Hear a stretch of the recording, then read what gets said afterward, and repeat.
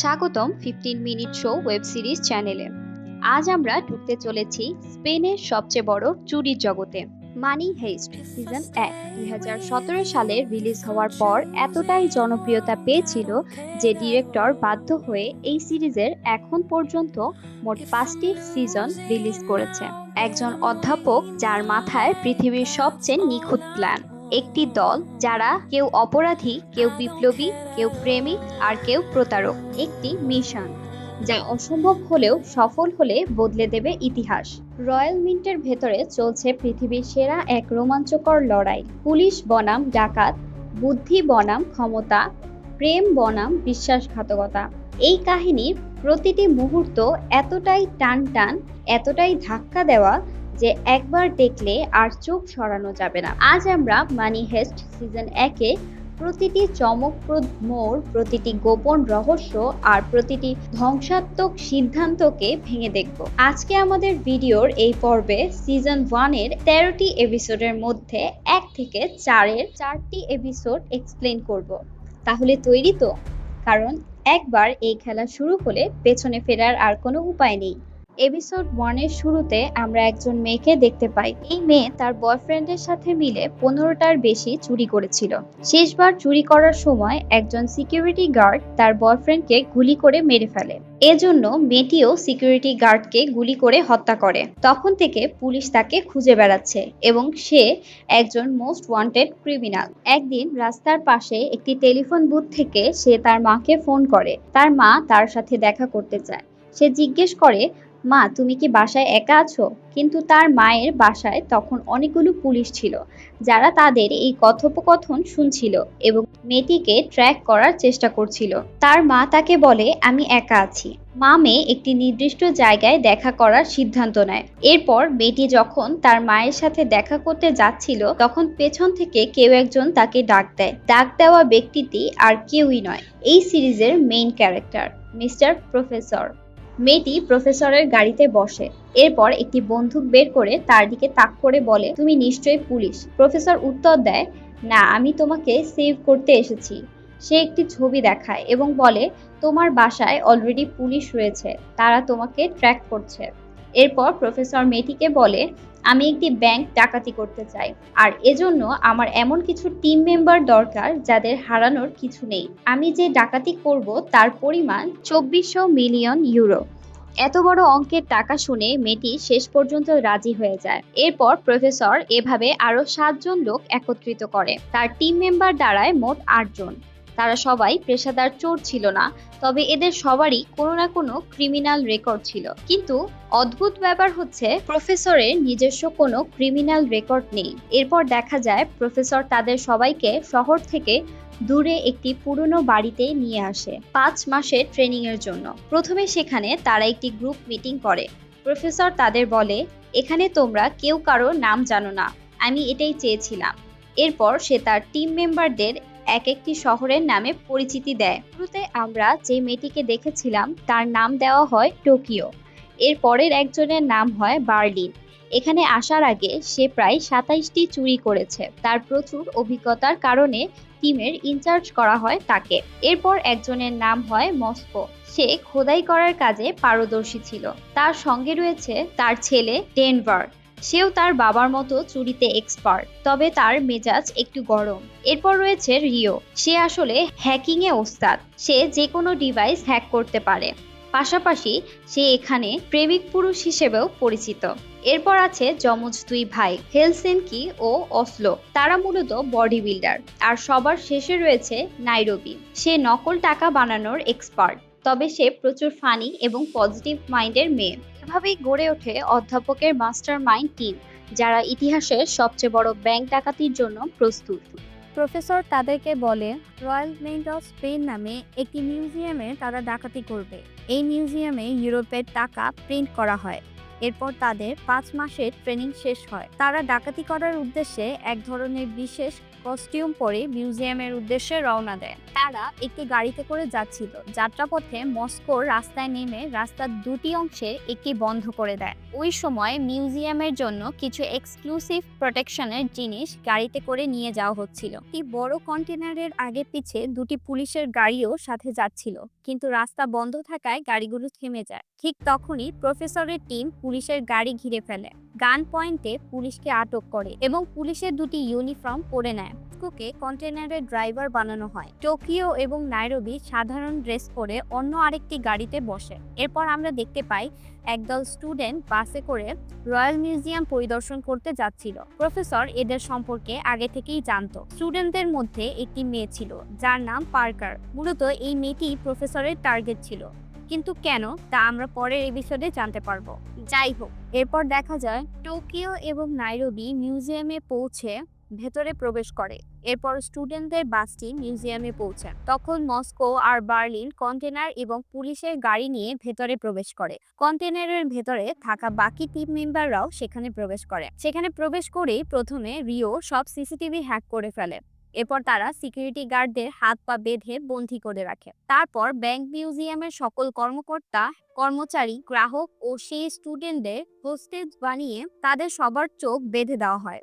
এরপর বার্লিন খুব সতর্কতার সাথে তাদের মোবাইল ও নাম নিয়ে একটি তালিকা তৈরি করে, যাতে ডাকাতি শেষে সবাই সবার মোবাইল ফেরত পায়, কারণ ডাকাতরা কোনো হোস্টেজের ক্ষতি করতে চায় না। ওইদিকে মস্কো ও ডেনভার মিলে মিউজিয়ামের লকার ভেঙে ভেতরে ঢোকে। সেখানে এত টাকা দেখে তারা অবাক হয়ে যায়। এগুলোর মধ্যে 2-3 মিলিয়ন টাকা তারা ব্যাগে ভরে দেয়। এরপর একটি সুইচে চাপ দিলে অ্যালার্ম বেজে ওঠে। টাকার ব্যাগ নিয়ে তারা মিউজিয়ামের বাইরে এসে দেখে বাজার কারণে পুলিশ এসে তাদের ঘিরে ফেলেছে। বন্ধুরা, আপনারা কি ভাবছেন, ডাকাতরা ধরা খেয়ে গেল? একদমই না। মূলত এই সব কিছুই প্রফেসরের প্ল্যান। রোবারি মেম্বাররা সবাই প্রফেসরের প্ল্যান অনুসারে অভিনয় করছিল। তাদের নির্দেশনা দেওয়া হয়েছিল, তোমরা কোনো পুলিশকে শুট করবে না, শুধু টাকার ব্যাগগুলো তাদের সামনে রেখে আশেপাশে গুলি করবে এবং এমন একটা ভাব করে ভেতরে চলে আসবে যেন তারা বুঝতে পারে আমাদের প্ল্যান ফেল করেছে আর আমরা সাধারণ চোর। কিন্তু আসল প্ল্যান এর পরেই শুরু হবে। সবাই প্রফেসরের প্ল্যান অনুসারে কাজ করে, কিন্তু দুর্ভাগ্যবশত পুলিশের একটি গুলি রিওর মাথার পাশ দিয়ে চলে যায় এবং সে বেহুশ হয়ে যায়। এটা দেখে টোকিও ক্ষিপ্ত হয়ে পুলিশের ওপর গুলি করে। এতে একজন পুলিশের গায়ে গুলি লাগে। এরপর কোনো মতে তারা ভেতরে আসে এবং দেখা যায় রিও সুস্থ হয়ে ওঠে। অনেক সাসপেন্স আর টুইস্ট নিয়ে এপিসোড 1 এখানেই শেষ হয়ে যায়। এপিসোড 2 এর শুরুতে দেখা যায় টিমের সবাই টোকিওর ওপর ক্ষিপ্ত, কারণ সে প্ল্যানের বাইরে গিয়ে পুলিশকে গুলি করেছে। প্রফেসরও তাকে বোঝানোর চেষ্টা করে। আসলে টোকিও ও রিওর মাঝে ট্রেনিং এর সময় প্রেম হয়ে যায়, তাই রিও গুলি লাগায় টোকিও রেগে গিয়ে পুলিশের ওপর গুলি করে। কিন্তু টোকিও সবার সামনে প্রেমের বিষয়টা স্বীকার করতে চায় না, কারণ প্রফেসরের কড়া নির্দেশ ছিল টিম মেম্বারদের কেউ প্রেম করতে পারবে না, এতে করে প্ল্যান নষ্ট হবে। রবারি মেম্বারদের ইনচার্জ বার্লিন রিওকে মেন্টালি হ্যারাস করে, এতে সে প্রেমের সত্যতা স্বীকার করে। ওইদিকে পুরো পুলিশ ফোর্স মিউজিয়ামের সামনে চলে আসে। সেখানে পুরো অপারেশনটি মনিটরিং এর জন্য একটি ক্যাম্প বসানো হয়। এর মধ্যে স্পটে পৌঁছে গেছে এই অপারেশনের ইনচার্জ রেকুয়েল ও তার সহযোগী এবং বন্ধু অ্যাঞ্জেল। ঘটনার সবকিছু বোঝার পর রেকুয়েল প্রথমেই মিউজিয়ামের ভেতরে কল দেয়। বার্লিন সেই কল প্রফেসরকে ট্রান্সফার করে।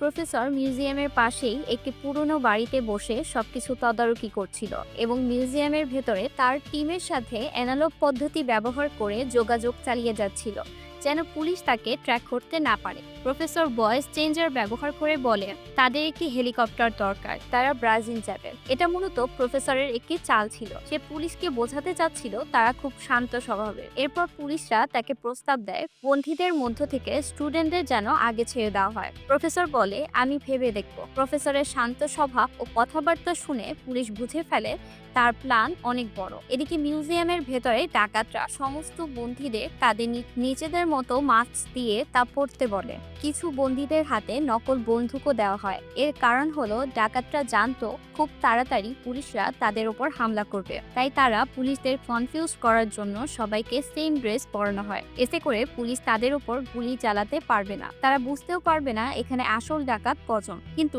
এই অপারেশনের ব্যাপারে অপারেশন ইনচার্জ রেকুয়েল কিছুই জানতো না। এখানে থাকা ইন্টারনাল অফিসারে একজন রেকুয়েলকে জানায় এ ব্যাপারে তাদের উপর মহল থেকে প্রেশার দেওয়া হচ্ছে, কারণ ভেতরে থাকা স্টুডেন্টদের মধ্যে পার্কার নামে একটি মেয়ে রয়েছে। সে ইউকে অ্যাম্বাসেডরের মেয়ে, আর ডাকাতরা তাকে চিনে ফেলার আগেই তাকে সেখান থেকে রেস্কিউ করতে হবে। কিন্তু এখানে মজার ব্যাপার হচ্ছে এই তথ্য প্রফেসরের কাছে আগে থেকেই আছে, তাই তাকে টার্গেট করে প্ল্যান সাজিয়েছিল। এদিকে প্রফেসর আগেই তার টিমকে বলে রেখেছিল পুলিশ 4 জায়গা দিয়ে ভেতরে প্রবেশ করতে পারে: road area, load area, emergency exit অথবা বিল্ডিং এর ছাদ দিয়ে। তাদের আইডিয়া সঠিক ছিল। কমান্ডোরা শুরুতেই লোড এরিয়া দিয়ে ভেতরে প্রবেশ করতে শুরু করে। কমান্ডোরা দেয়ালে ড্রিল করে ভেতরে ক্যামেরা প্রবেশ করায় ভেতরের অবস্থা দেখার জন্য, কিন্তু তারা দেখে ডাকাতরা ভেতরে সবাই মেশিন গান নিয়ে রেডি হয়ে আছে। ওইদিকে রিও বার্নিলের নির্দেশে এডিসন পার্কারকে একটা আলাদা রুমে নিয়ে গেছে এবং তার মাথায় পিস্তল ধরে তাকে দিয়ে মিডিয়াতে কল করায় এবং পুলিশকে বলায় ভেতরের সকল বন্দীদের ডাকাতদের মতো সেম ড্রেস পরানো হয়েছে, তাই কমান্ডোরা গুলি চালালে সেখানে সাধারণ মানুষও মারা যেতে পারে। তাই কমান্ডোরা যেন অপারেশনটি ক্যান্সেল করে। শেষমেশ পুলিশ বাধ্য হয়ে এই অপারেশনটি ক্লোজ করে দেয়। মূলত এরপরেই প্রফেসরের মূল প্ল্যান এক্সিকিউট করা শুরু হয়। নাইরোবি একটা লিস্ট এনে হোস্টেজদের মধ্যে যারা নোট প্রেস করার কাজ করত তাদের আলাদা করে। এরপর তারা নোট ছাপানোর কাজ শুরু করে। প্রতি মিনিটে প্রায় $500,000 ছাপানো হচ্ছিল। তাদের টার্গেট ছিল 2400 মিলিয়ন ইউরো ছাপানো, আর এটাই তারা ডাকাতি করবে, কারণ এখানে আগে থেকে যে ইউরো রিজার্ভ ছিল সেগুলো সাধারণ মানুষের, আর প্রফেসর সাধারণ মানুষের কোনো ক্ষতি করতে চায় না। আর এজন্যই তারা প্রথম এপিসোডে পুলিশের সাথে ঝামেলায় জড়িয়েছিল, যাতে তারা ভেতরে টাকা ছাপানোর সুযোগ পায়। অন্যদিকে বাইরে অপারেশন ইনচার্জ রেকুয়েল নিজের মাইন্ড ফ্রেশ করার জন্য পাশের এই কফি শপে যায়। সেখানে বসে তার মাকে ফোন করতে গেলে দেখে চার্জ না থাকায় তার ফোনটি বন্ধ হয়ে গেছে। তখন পেছন থেকে প্রফেসর তাকে বলে, আপনি সম্ভবত টেনশনে আছেন, আপনি আমার ফোনটি ব্যবহার করতে পারেন, নো প্রবলেম। রেকুয়েল তো আর জানে না এই সেই মাস্টার মাইন্ড যার কারণে এই সব কিছু করছে। তাছাড়া প্রফেসর এত নর্মাল বিহেভ করছিল, তাকে সন্দেহ করার কোনো কারণই ছিল না। যাই হোক, সে প্রফেসরের ফোনটি নিয়ে তার মায়ের সাথে কথা বলতে থাকে। আর এখানেই এপিসোড 2 শেষ হয়ে যায়। এরপর এপিসোড 3 এর শুরুতে দেখা যায় প্রফেসরের ফোন দিয়ে রেকুয়েল শুধু তার মায়ের সাথেই নয়, বরং তার সিনিয়র অফিসারের সাথেও কথা বলে। সিনিয়র অফিসারকে সে বলে, আমি এই দায়িত্ব পালন করতে পারবো না। এটা শুনে প্রফেসর খুব টেনশনে পড়ে যায়, কারণ এতে করে তার প্ল্যান কঠিন হয়ে যাবে। পরের দিন সকালে বার্লিন মনিকা নামের একজন হোস্টেজকে নিয়ে বাইরে আসে। মনিকার হাতে একটি কাগজ থাকে, যা সে সবাইকে পড়ে শোনায়। সে বলে, পুলিশের গায়ে গুলি লাগার জন্য ডাকাতরা দুঃখিত। এখানে আমরা মোট 67 জন হোস্টেজ আছি। আমরা সবাই ঠিক আছি, কারো কোনো ক্ষতি হয়নি। তখন বাইরের মিডিয়ার সবাই বুঝে ডাকাতরা এখানে আসলে কাউকে মারতে চায় না। এখানে পুলিশ গুলি চালাতে পারে না, কারণ সবাই একই পোশাক পরা ছিল, তাই কে ডাকাত আর কে হোস্টেজ তা বোঝা মুশকিল ছিল। এরপর বার্নিন সমস্ত হোস্টেজদের মধ্যে যারা একটু শক্তিশালী ছিল তাদেরকে একটা জায়গায় নিয়ে যায়, একটি টানেল বানানোর জন্য, কারণ এ নিয়ে তাদের গোপন একটা প্ল্যান আছে। বার্নি বাকি হোস্টেজদের মধ্যে যারা পেশেন্ট বা প্রেগনেন্ট তাদের কাছ থেকে তাদের ঔষধের নাম জেনে নেয়, যাতে তারা বাইরে থেকে তাদের প্রয়োজনীয় ঔষধ এবং খাবার নিয়ে আসতে পারে। তখন ইউকে অ্যাম্বাসেডরের মেয়ে অ্যালিসন পার্কার বলে, এখানে আমার সাথে আসা আমার বয়ফ্রেন্ড ইনস্টাগ্রামে আমার একটি নুড ফটো আপলোড করেছিল, এখন আমি সেটা ডিলিট করতে চাই। তখন বার্নি বলে, এখানে ইন্টারনেট অন করা যাবে না, তুমি মোবাইলে একটা ভিডিও রেকর্ড করো আর সেখানে বলো এটা কেউ ষড়যন্ত্র করে করেছে। এরপর সেই ভিডিওটি আমরা তোমার বাবা মায়ের কাছে পাঠিয়ে দেব। এরপর রিও পার্কারকে নিয়ে একটা রুমে যায় তার ভিডিও রেকর্ড করার জন্য। রিও ও পার্কারের মধ্যে কথা হচ্ছিল। তখন পেছন থেকে টোকিও এটা দেখে জেলাস ফিল করে এবং রিওর সাথে ঝগড়া শুরু করে। আর এই সুযোগে পার্কার তার ফোন অন করে ইন্টারনেট কানেক্ট করে, কারণ সে তার সেই ছবিটা ডিলিট করতে চায়। ইন্টারনেট কানেক্ট হওয়ার সাথে সাথেই বাইরে পুলিশ জানতে পারে পার্কারের ফোন অন হয়েছে। তারা ফোনটি ট্র্যাক করে এবং ফ্রন্ট ও ব্যাক ক্যামেরা দিয়ে লাইভ ফুটেজ রেকর্ড করে। এ সময় রিও এটা বুঝতে পেরে দ্রুত পার্কারের ফোনটি ভেঙে ফেলে, কিন্তু ততক্ষণে রিওর চেহারা সেই ক্যামেরার রেকর্ড হয়ে যায়। পুলিশরা বাইরে থেকে এটা পেয়ে খুব খুশি হয়, কারণ তারা অন্তত একজন ডাকাতকে চিহ্নিত করতে পেরেছে। অন্যদিকে ইনচার্জ রেকুয়েলকে তার সিনিয়র ফোন দিয়ে বলে, তুমি দ্রুত সেই কেসটির দায়িত্ব পুনরায় নাও। রেকুয়েল তখন অপারেশন রুমে এসে প্রফেসরকে ফোন করে। প্রফেসর ভয়েস চেঞ্জার ইউজ করে রেকুয়েলকে বলেন কিছু মেডিসিন এবং খাবার প্রয়োজন। রেকোয়েল বলে, আমি মেডিসিন এবং খাবার পাঠাচ্ছি, কিন্তু তোমার জন্য একটা হট নিউজ আছে। তা হলো তোমাদের একজনকে আমরা চিনে ফেলেছি, আর তোমরা সকল হোস্টেসদের ফোন তাদের নামের সঙ্গে দেয়ালে লাগিয়ে রেখে, সেটা আমরা ছবিতে দেখতে পেয়েছি। এটা শুনে প্রফেসর একটু অবাক হয়ে যায়। ওইদিকে মিউজিয়ামের ম্যানেজার এবং পার্কারের বয়ফ্রেন্ড ডাকাতের নির্দেশ অনুযায়ী টানেল করছিল, কিন্তু তারা দুজনে সুযোগ বুঝে ডাকাতদের কাছে কি কি সরঞ্জাম এবং অস্ত্র আছে তা চেক করে। এরপর সেই ম্যানেজার তার সহকর্মীর কাছে এসে তাকে ইমোশনাল করে বলে, রুমে তার জ্যাকেটের পকেটে একটা ফোন আছে, এটা যদি সে তাকে এনে দেয় তাহলে সে পুলিশকে ফোন করলে তারা সবাই এখান থেকে বেঁচে ফিরতে পারবে। মূলত এই ম্যানেজার একজন চরিত্রহীন এবং স্বার্থপর লোক। সে বিবাহিত হওয়া সত্ত্বেও তার সহকর্মী মনিকাকে বিয়ের প্রলোভন দেখিয়ে প্রেগনেন্ট করেছিল, কিন্তু পরে তা বেরিয়ে নিতে চায় না।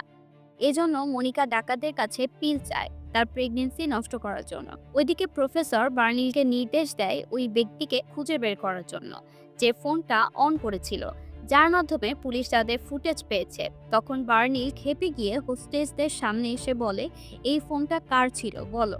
কিন্তু কেউ যখন সামনে আসে না, তখন বার্নিল এক বুড়ো লোকের সমস্ত কাপড় খুলে সবার সামনে তাকে অপমান করতে থাকে। এসব দেখে রিও বার্নিলকে বলে, ফোনটা পার্কার ওপেন করেছিল, আর তখন আমি একটু অমনোযোগী ছিলাম। এটা শুনে বার্নিল রাগ হয়ে যায়। সে দুজন বডি বিল্ডারকে বলে, রিওকে তার শাস্তি বুঝিয়ে দাও, যেন এমন ভুল আর কেউ না করে। বডি বিল্ডার দুজন রিওকে অনেক মারধর করে। অন্যদিকে মনিকা বুদ্ধি করে ম্যানেজারের রুমে গিয়ে তার জ্যাকেট থেকে ফোনটা নিয়ে নিজের কাছে লুকিয়ে রাখে। আরেকদিকে পুলিশ হোস্টেসদের জন্য খাবার ও মেডিসিন পাঠায়। তো আজ আমরা খুলে ফেললাম মানি হেস্ট সিজন 1 এর রহস্যময় পর্দা। অধ্যাপকের প্ল্যান কি সত্যিই পারফেক্ট, নাকি সবকিছু ধ্বংসের দিকে এগোচ্ছে? এই খেলায় সবাই চালাক, সবাই প্রতিভাবান, কিন্তু জিতবে কে? অধ্যাপক নাকি পুলিশ, নাকি নিজেরাই নিজেদের শেষ করে দেবে? আপনার কি মনে হয়, অধ্যাপক কি শেষমেশ জিতবে, নাকি সব ভেস্তে যাবে? আপনার তত্ত্ব জানাতে ভুলবেন না কমেন্ট সেকশনে। ভিডিও ভালো লাগলে একটা লাইক দিন, বন্ধুদের সাথে শেয়ার করুন, আর এমন থ্রিলিং কন্টেন্ট পেতে আমাদের 15 মিনিট শো ওয়েব সিরিজ চ্যানেলটি সাবস্ক্রাইব করুন। এখনো খেলা শেষ হয়নি, পরবর্তী এপিসোডের বিশ্লেষণে দেখা হবে। ততদিন মনে রাখবেন,